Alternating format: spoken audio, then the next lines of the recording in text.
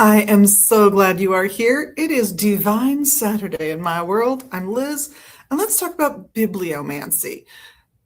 I know it starts with B-I-B-L, so people sometimes automatically think Bible, but the truth is, just about every literate society has figured out bibliomancy, which really just means divination using a book.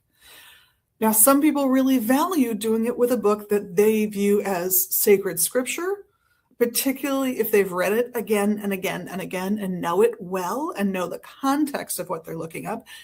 And I would argue there are people who would be better off doing their bibliomancy with a novel that they've read many times because they love it, because they know it well and they understand the context. But what is bibliomancy? Bibliomancy is taking a book, usually one that means something to you, but doesn't have to. We'll get into that. Thinking about your question. What is my question? Okay, got my question. And then fanning through the book until you want to stop, opening it up, and looking at whatever your eyes fall on. So my eyes fell on the phrase, when you experience this new inner peace, when I did it with Wisdom from the Woods by Minnesota author Mark Langenfeld. Really sweet guy.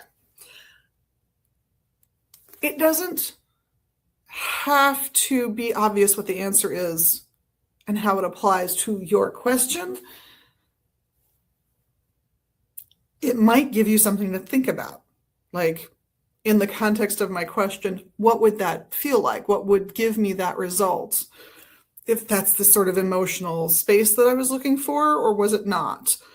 And if it wasn't, would being calmer, would that kind of thing help me get to my goal? It just raises new ways of thinking and framing your situation, like any divination method.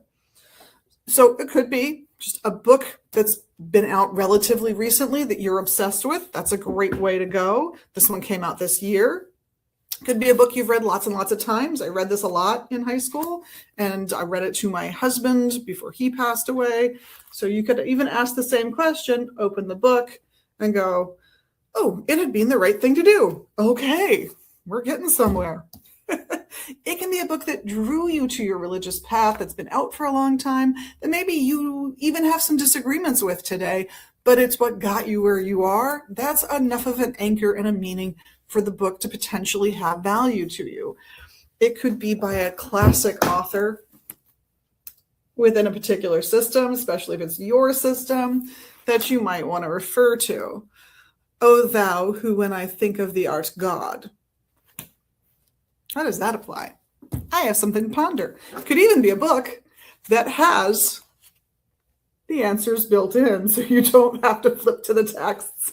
Instead, you're just flipping to the little half moon in Lon Milo Duquette's The Book of Ordinary Oracles.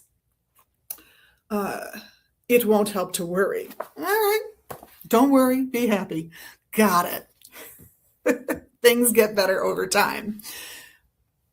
But the whole purpose of bibliomancy is for you to have a random or faith-driven or, God-driven, goddess-driven message in words. So if you're not much of a visualizer and you can't meditate on the thing and see it happening, and it's too frustrating to imagine what it would feel like if you could, go with and you're not a visual thinker. I think tarot is great if you're a visual thinker. Oracle cards are great if you're a visual thinker.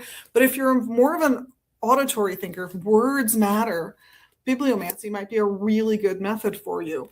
And when I said earlier that it doesn't have to be a book that holds great value to you, there is a legend of Robert Browning flipping through, I think it was an Italian, I don't really remember the legend that well, but an Italian grammar book, so a book to teach someone a foreign language, and flipped through and found a beautiful sentence in answer to his question that implied that he should move forward and essentially flirt more with the woman who would eventually become his wife.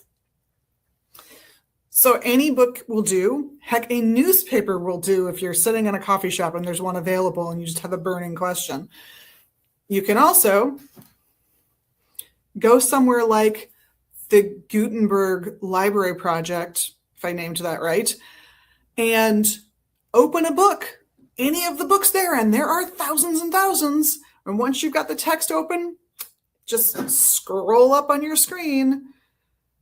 And when it stops, see where your finger lands. So there's lots of ways to approach bibliomancy. Don't be afraid of it. Think of it as a way of giving you more ways of looking at the problem that you're sitting in right now, more ways to conceive of different methods of moving forward than the ones you've already come up with. And if it gives you new ideas to consider, they might be the best ideas that you come up with. That's for you to decide. Have fun with it. Don't get too locked into it. Play safe, of course. And I hope we get to see you here soon. Also at magusbooks.com or right here in the shop where I am now in Minneapolis. Thank you for being your amazing, magical you. Everyone here loves that about you, of course. And for doing the amazing little things you can do right here in social media land. I know you know what they are. Have a wonderful week. And blessed be.